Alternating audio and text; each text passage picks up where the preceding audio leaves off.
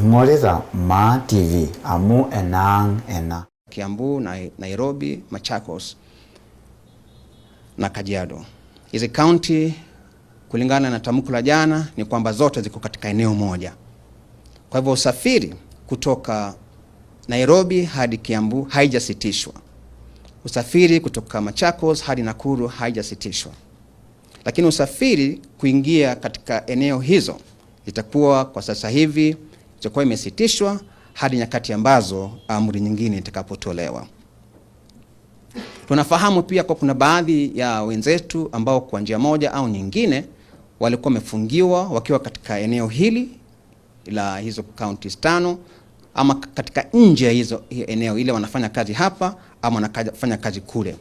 Kwa busara yake serikali imeamua kupeana dirisha ndogo kwa wale ambao watakuwa wamefungiwa ndani ama nje ya eneo hilo ambalo nimetaja, na dirisha hilo ni hadi kesho kufikia wakati wa curfew, ambapo kufikia Jumapili kesho kila mmoja ambaye atakuwa amefungiwa hapa ndani ama amefungiwa nje awe ameweza kusafiri kuingia ndani ama kutoka nje. Mbele ya hapo basi hautaweza kutoka wala kuingia ndani. Pia tunafahamu kwamba kuna wanafunzi ambao wanafanya mtihani ama ambao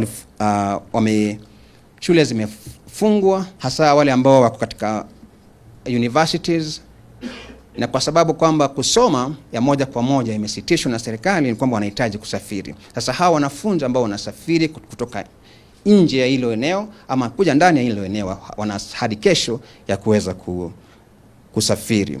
Pia kuna usafiri wa ndege za ndani, hasa kwa wale ambao tayari wamenunua tiketi za kwao pamoja na SGR.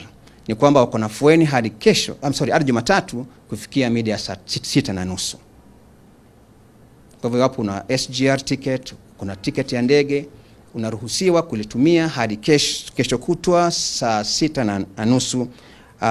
Zaidi ya hapo sasa haitawezekana, kwa sababu safari za ndege za ndani hapa pamoja na SGR na gari yote kutoka Nairobi itakuwa imesitishwa.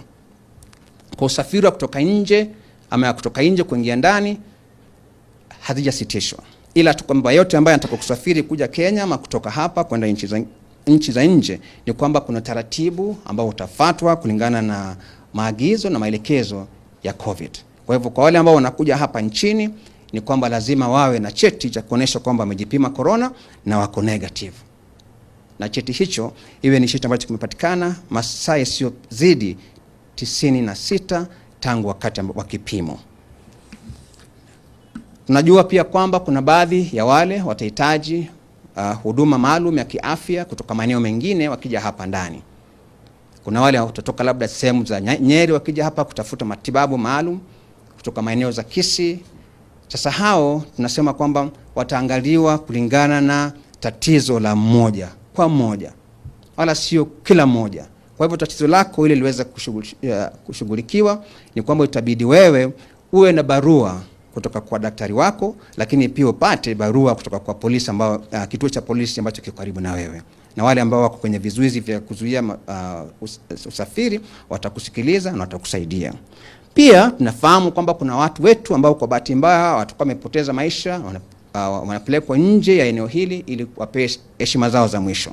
Hao pia ni kwamba watahitajika kupiga ripoti kwa kituo cha polisi mahali ambapo mwili huo upo, na pia wawe na cheti cha kuzika, ile tunaita burial permit. Hapo sasa atasaidiwa kupeleka mwili, ila tu kwamba mwili huo lazima uzikwe kwa masaa isiyozidi 72.